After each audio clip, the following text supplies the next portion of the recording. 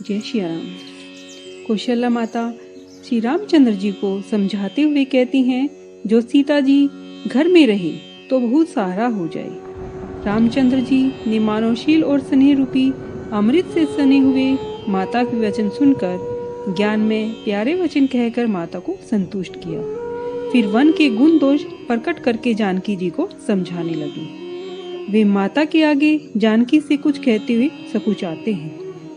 ऐसा ही समय समझकर बोले, हे राजकुमारी, मेरी सीख सुनो। मन में दूसरी भांति कुछ और न समझना।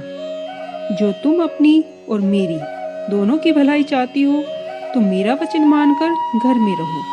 हे भामिनी, घर में रहने से मेरी आज्ञा का पालन और सासू की सेवा तथा सब प्रकार से भलाई है।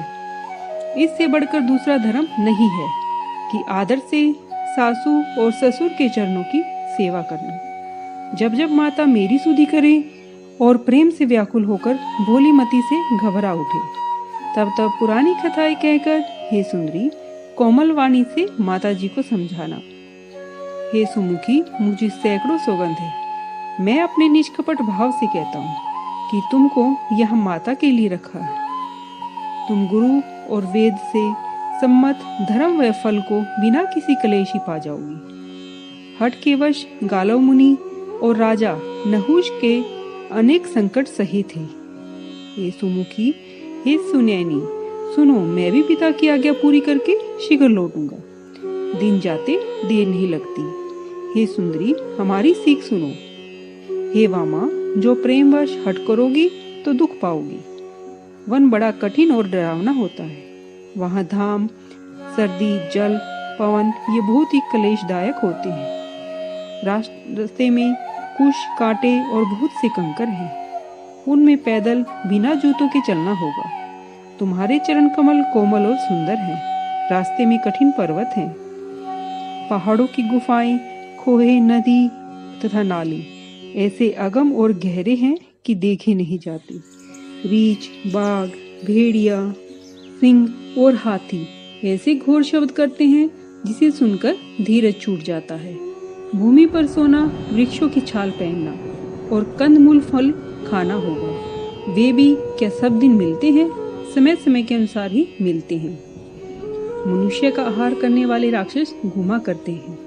वे करोड़ों तरह के बनावटी रूप धारण करके रहते हैं। पहाड़ का पानी बहुत ठंडा लगता है। वन की विपत्ति कहीं नहीं जा सकती। भयंकर सांप और पक्षी घोर वन में रहते हैं। स्त्री पुरुषों को चुराने वाले बहुत से राक्षस वहां रहते हैं। ऐसे वन की सुधि आने से ही धीरज जन भी डर जाते हैं। हे मृगनयनी, तुम तो स्वभाव से भी भीरू हो। हे हंसगामिनी, तुम वन के योग्य नहीं हो। तुम्हारा वन में जाना सुनकर लोग मुझे अपयश देंगे। मानसरोवर के अमृत तुल्य जल से पाली हुई हंसनी क्या खारे समुद्र में जी सकती है? नए आमों के बाग में विहार करने वाली कोयल क्या करील के वन में शोभा पाती है? हृदय में ऐसा विचार करके घर में रहो। हे चंद्रमुखी, वन में बहुत ज्यादा दुख है।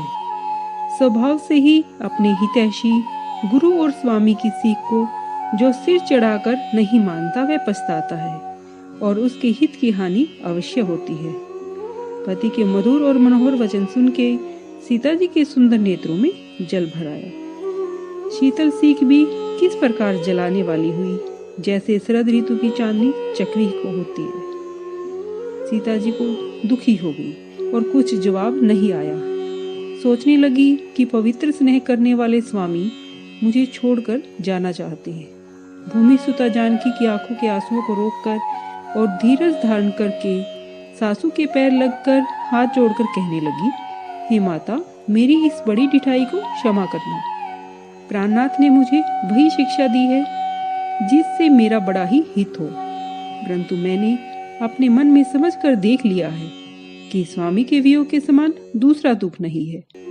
हे प्राणनाथ, हे दयानिदान, हे सुंदर और सुख देने वाले, हे परम चतुर रघुवंश रूपी कुमुद को खिलाने वाले चंद्रमा, आपके बिना मुझे स्वर्गलोक भी नरक के तुल्य है।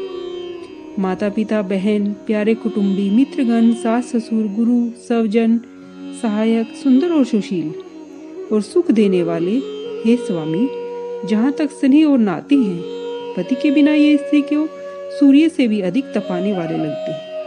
देह, धन, घर, भूमि, नगर और राज्य पति के बिना दुख के समूह हैं।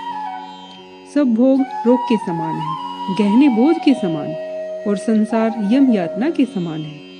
हे प्राणनाथ, आपके बिना जगत में मुझे सुखदायी कहीं भी कुछ नहीं है।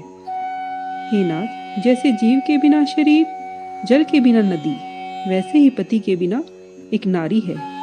हे नाथ, आपके साथ रहने से शरद ऋतु के निर्मल चंद्रमा के समान मुख को देखने से मुझे सब सुख प्राप्त होंगे। जय श्री राम।